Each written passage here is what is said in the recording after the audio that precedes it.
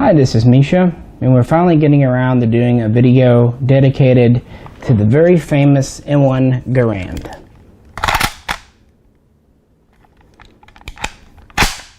Chambered for the standard 30-06 M2 cartridge, this was America's official standard issue service rifle in both World War II and Korea, and it remained in auxiliary service through Vietnam. There's a lot out there on this rifle. Most of it is love, and justly deserved, but I'm going to try to give a relatively unbiased and honest opinion of the pros and cons of this thing, because while it was a good rifle, it was not perfect. Well, in World War I, the U.S. military was using the 1917 U.S. Enfield bolt-action rifle and the 1903 Springfield bolt-action rifle, both in 30-06. Now, interestingly, in 1918, they did experiment with the 1903 Mark I and its Pedersen device, which would turn into basically a semi-automatic light rifle. It fired a lighter caliber 30 caliber bullet. A lighter 30 caliber bullet. It wasn't successful, and the Pedersen devices were quickly pulled out of service after the end of World War I.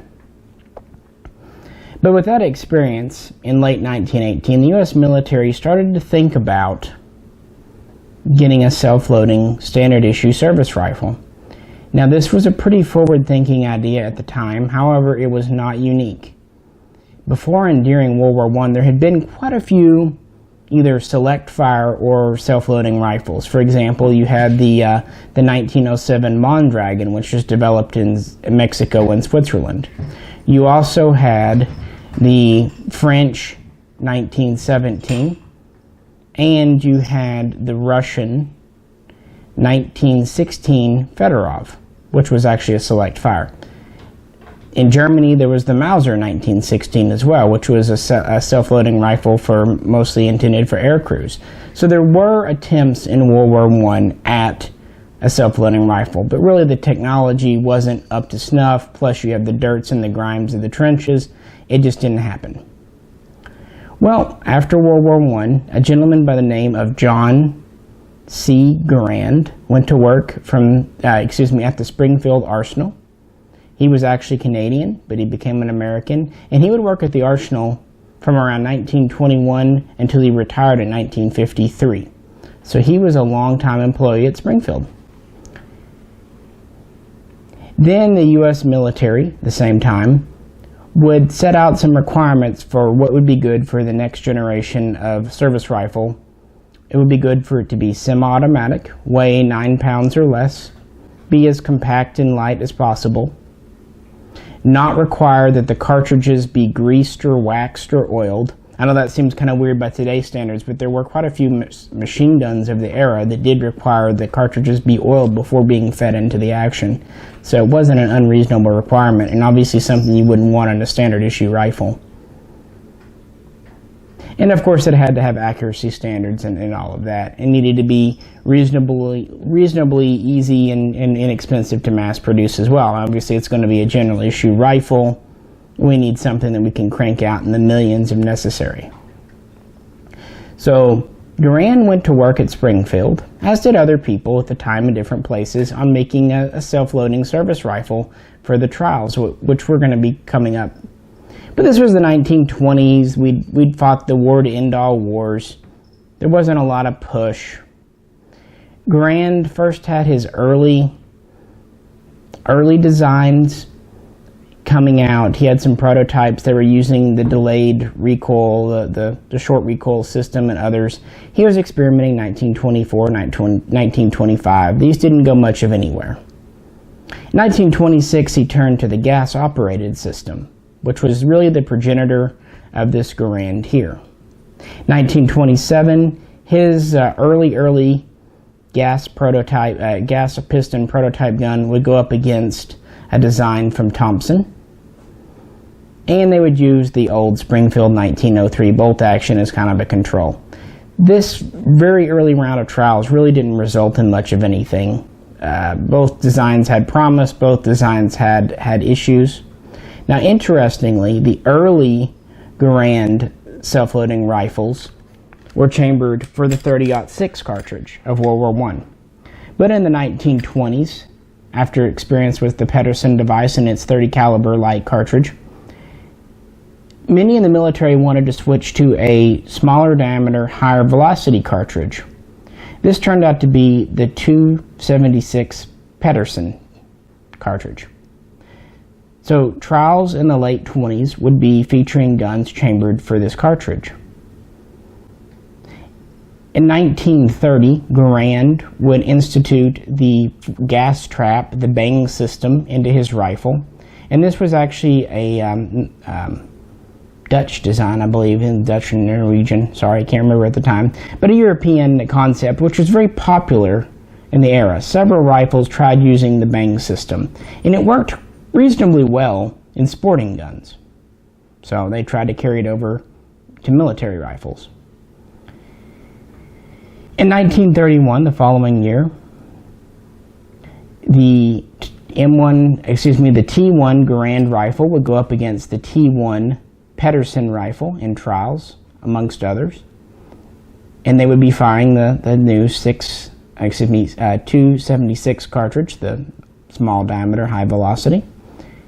And in the end, the Garand would be recommended for further testing and development and adoption. And again, this is in that small cartridge. So we have it all set to go. We're going to adopt a new cartridge. We have a new promising self-loading rifle on the horizon. Unfortunately, many in the general staff of the military, specifically the Army, specifically MacArthur, say no. They don't want to go to a whole new cartridge. They have millions and millions of rounds of .30-06 in storage, stocked up. They don't want to have to disregard all that and then start over. So they put the kibosh on the 276. However, the T1 Garand continues on. Once again, Garand goes back and reworks it to fire .30-06. This would lead to it becoming officially accepted in 1933, and the T1 would become actually it was the T1E2 by this point, would become the M1. In 1934, they would send about 75 out for troop trials. They would find some issues. They would take them, take them back to the factory. They would address these. They would take them, an improved version back out. And it was pretty much ready to go by late 1935. They had worked out most of the major kinks. They were starting to set up the production line at Springfield. It was ready to go. Therefore, in 1936, this rifle was adopted as the U.S. rifle M1 .30 caliber. It was never officially called the Garand, although everyone did, including many in the military. Now, this is often touted as being the first self-loading rifle adopted by a military for general issue. This is technically true, but there's a lot of adjectives in this statement. While it was the first to be adopted for general issue, and to really go into that, the same year Russia adopted the AVS-36 and had intended to adopt it and send it in for general issue. It didn't work out quite that way because of several reasons that would turn into the SVT-38 and SVT-40. So Russia, though, was pretty neck and neck with the US at the time. Germany wasn't so interested. France was actually quite interested as well. Again, they had the 1917 in World War I. While development there slowed throughout the 20s and 30s, they were still working. They would soon adopt what would become the MLE 1938 and then the MLE 1940, although, again, World War II would get in the way. So the U.S. wasn't unique, but it was really the most successful early on. So that's why the M1, so the moniker is technically true, but there are some caveats and things of that nature. But yeah, in 1936, this would be officially adopted. Now keep in mind, we're still using the gas trap system at the time. Rather than having a gas piston, long stroke as most of us know today, it actually had a cone at the muzzle which would catch gas and push it back, and then it would hit a piston and then continue on using the op rod and so on. Now, these rifles fed using an 8-round on-block clip, holding 8 .30-06 cartridges, loaded from the top with the fixed magazine. Now, Garand originally did have some prototypes that fed from detachable box mags. Most often they were repurposed BAR mags, but the military wanted the fixed magazine. They had a few reasons for this.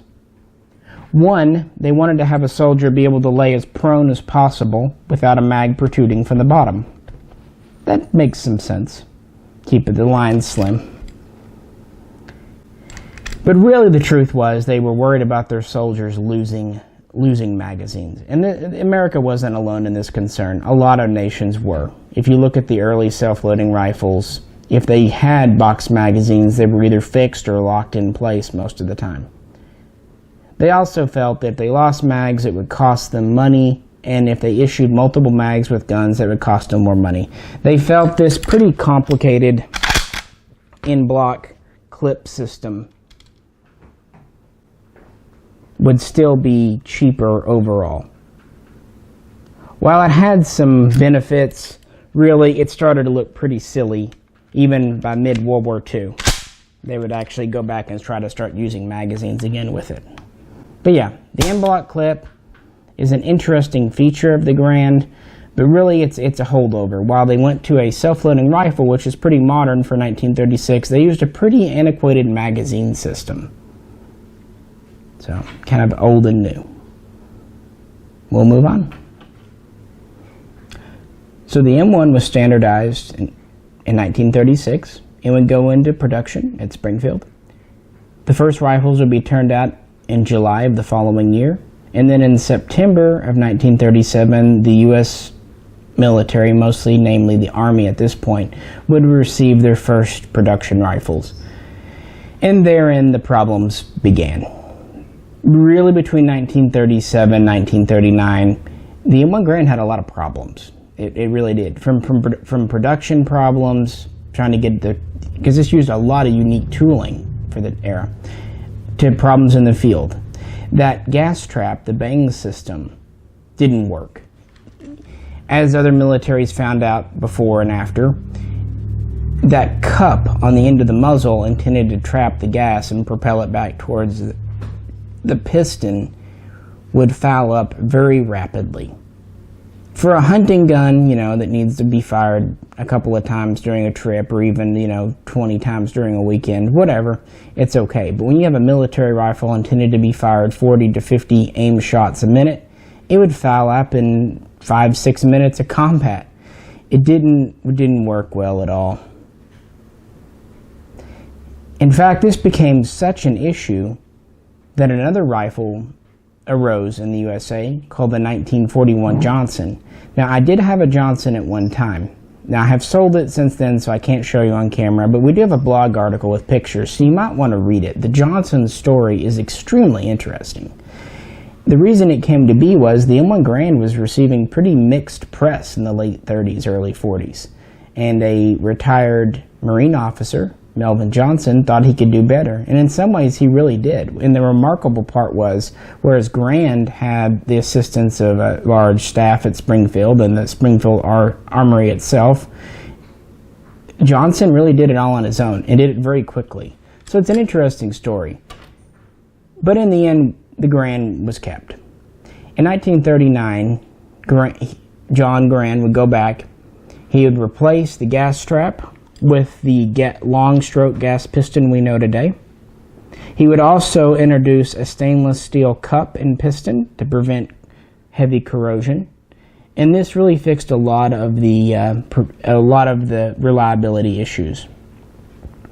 At that time, Springfield was only making about 100 rifles a day, but they would improve their production line. By 1940, Winchester would be contracted with to also make the M1. In 1941, the U.S. Army announced it was fully re-equipped with the new service rifle. Then, of course, Pearl Harbor happened and everything went to hell again.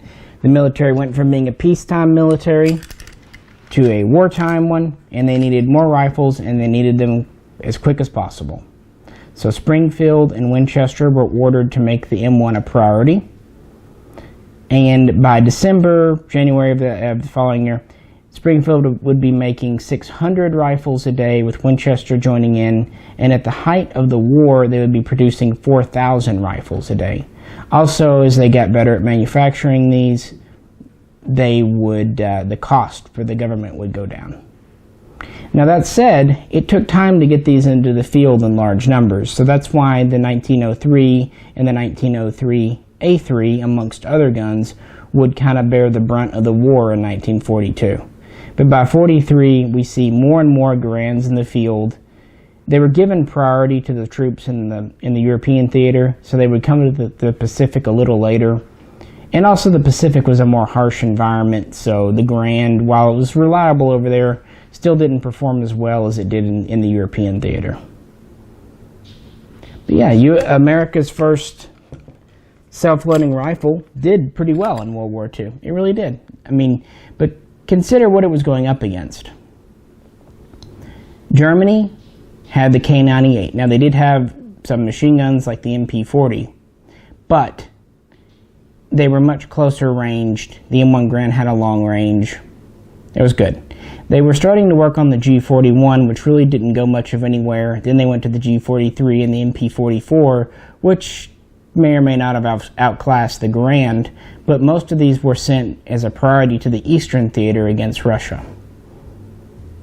Japan continued to use a bolt-action Arisaka throughout all of World War II and did not even employ that many submachine guns. They would, however, capture enough Garands and try to reverse engineer it to fire their 7.7 Japanese round, Arisaka round, and this would become either known as the Type 4 or the Type 5, depending on who you ask, but they would only produce a couple hundred at most. I mean, most sources say they made about 100, 150 complete guns, and then enough parts to make another 50, 100 more, but you get the idea. So Japan would actually copy the Garand for its self-loading rifle. Italy, not a major player in the war, nevertheless was still using bolt actions such as the Carcano. It would have a few submachine guns like the MAB 38 series, but again employed in pretty small numbers. Even amongst American allies, the Garand was pretty unique. Britain pretty much relied on the infield. Russia had the SVT-40. In some ways I think it's a better gun than the Garand, in other ways I think it falls short. But, you know, they were going to make the SVT-40 replace the 9130 Mosin Nagant, but war got in the way. The German invasion upset a lot of folks' plans, including that of France. It put their own self-loading rifle program on hold until 1944. So by the standards of World War II, the Garand was pretty ahead of its time. That is not to say it's perfect, though. We've already talked a little bit about the in-block system. Everyone famously knows about Garand thumb. It's a thing. I've never done it. Maybe I'll do it on camera today by accident. That would be amusing for you, if not necessarily for myself. Another aspect to the in-block, though, we have an 8-round magazine, or 8-round clip, I should say, with a magazine taking a clip. You get the idea. If you fired 6 shots, you either had to eject the other 2 or do something. I know some guys who are very, very proficient with the Garand can top it off and can load less than 8 rounds into a in-block. But most soldiers, nearly all of them, were not that proficient. You know, it was basically an all-or-nothing proposal with the 8-shot magazine. The whole ping story, it's repeated a lot. I think it's mostly BS. I mean, combat is loud. If you can hear a ping in combat across enemy lines, you've got damn good ears, especially after a bunch of shooting has been happening. So, you can say it if you want. I think it's probably just mythos, something that was kind of dreamed up. The operating system. This gas piston is very good up here. Again, stainless steel. But as you see, when this moves back and forth, we have a lot of exposure here. We have a lot of moving outside parts. Now, InRange did a mud test a couple of years ago with the Garand, and it failed pretty miserably because stuff can get in here, in this channel. There's a lot of places for ingress for crud. Again, the self-loading rifle standards of the day, it was fine. But by today's standard, we would consider this hopelessly, you know.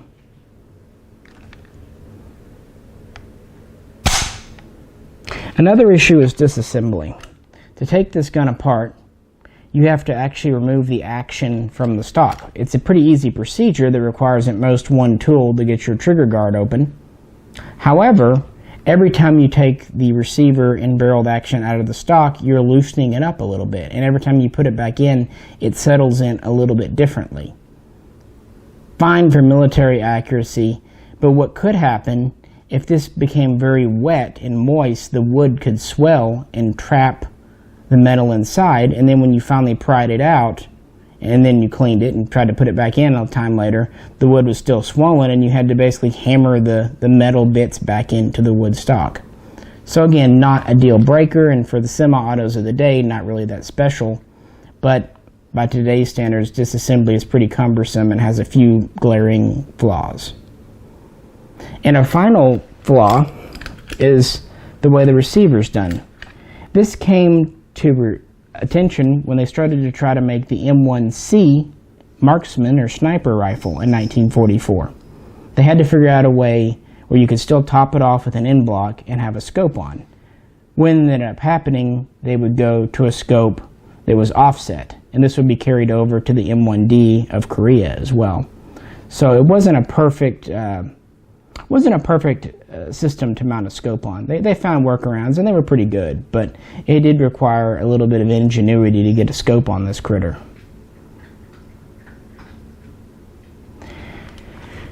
In World War II, Winchester and Springfield were the two producers in the USA, and they would build over 4 million. And production would pretty much be slowed, if not completely halted, after the war. However, Korea would kick off. So in 1950, Springfield would again start up M1 production, because the M1 is still the standard issue service rifle in Korea. Now Winchester could not, because the tooling, the Winchester production line, had been sold off by the US government to Italy in the late 40s. I believe it was 48, 49. So the Winchester production line was actually in the hands of Beretta and Breda in Italy at the time, who were about to start making their own M1 Garands. They had been given quite a few after World War II, as had France and pretty much every other American ally who wanted them. France and Korea, Italy, Germany, even Britain to some extent. They were given a lot of M1 carbines and M1 Garands. So even though we made millions in the war, we actually gave away over 1 million after the war as well. So when Korea kicked off, we found ourselves with not enough Garands for our purposes. To this end, new production lines were started at International Harvester and Harrington and Richardson. These would begin in 1953 and last until about 1956. So they started up just about the time Korea was winding down. Basically none of the Harrington and Richardson or International Harvester Garands would make it to Korea. But they would see U.S. service and they would be given away to foreign allies after the war.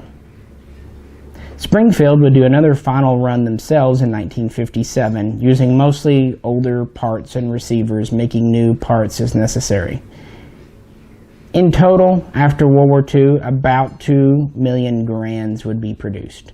All told, between 1936 and 1957, about 6,250,000 had been produced completely in the USA by 4 factories.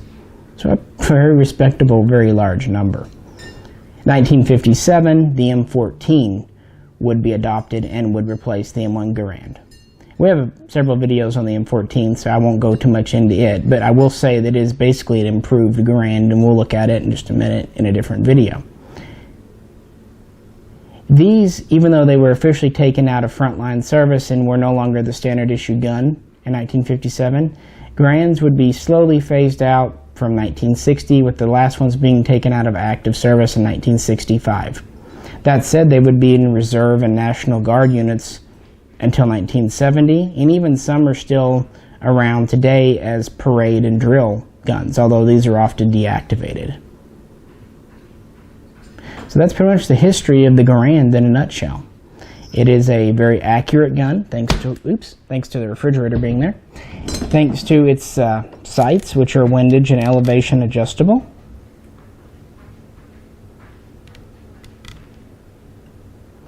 But then again, they are a little bit finicky for what you need. I mean, it's a combat gun. Typical American attitude about marksmanship. We have a storage compartment in the stock here, with two holes for a cleaning kit, oiler cleaning kit, sectional cleaning rod. Most of the time you'll see these with this typical GI web sling. Some will also have the earlier 1907 leather sling with these kind of claw keepers on them. You have a couple of types of bayonets. You've got the original long 1905 style. This is the reproduction. I was given it for my birthday last year, so, you know, nice birthday gift. But this is pretty long and unwieldy. So what they would go to, if I can get that out of the way, thank you, would be a much shorter bayonet designed specifically for the M1 Garand. If you notice, it just has a dimple there to fit in the gas plug of the Garand. Much more short, usable bayonet.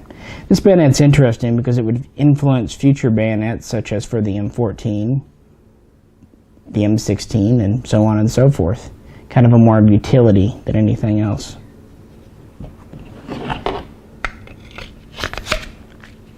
And finally on the table, I just brought out a carrying case. This also was given to me for my birthday last year with that bayonet. This is a reproduction from IMA, but it's a Korean style, just M1 Garand carrying case. Kind of neat. I like to have accessories for my stuff when I can. I just thought I'd bring a few things out to show with the gun, since it's just a one gun video. But I wanted to give the Garand justice. We haven't done a video yet on this, and it was definitely time. I think it is a good gun. I applaud the U.S. for going to a self-loading rifle before World War II. But time has moved on.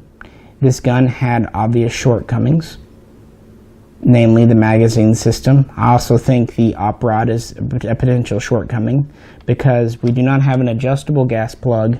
We have to shoot M2 ball out of this. If we don't, this asymmetrical op rod will bend and break. So it is a failure point if you're not using the exact right type of ammo. Even if you are, over time, in heavy round counts, these will start to get tweaked some. The bolt system is very reliable, rotating bolt. Not dissimilar to what Kalashnikov even used in his rifle. So the bolt system is actually quite great. The trigger group, Garand would actually copy this in large part from the French 1917. If you look at a 1917, the trigger group is very, very similar. The sights are very similar to what was used in the 1917 Enfield and later the 1903 A3. And of course, Garand tried just about every operating system under the sun to get this to work in the beginning, including short recoil, bang, gas trap, and long stroke, and eventually settled on long stroke as being the most reliable and durable, which he was definitely correct on. Very historical gun, no doubt about it. The first time I fired a Garand, I was 6 years old, and I do enjoy shooting them. They are a lot of fun. Just watch out for Garand thumb. You know, just be smart about it. Keep your hand around the charging handle, and you'll be fine. Well, if you have any questions or want to share your own Garand stories, we'd really welcome them in the comments below. If you liked the video, please click. If you haven't already subscribed, we'd really appreciate it if you would do so. As always, this is Misha, and please tune in again soon for more hopefully interesting, unique videos. We'll catch you next time.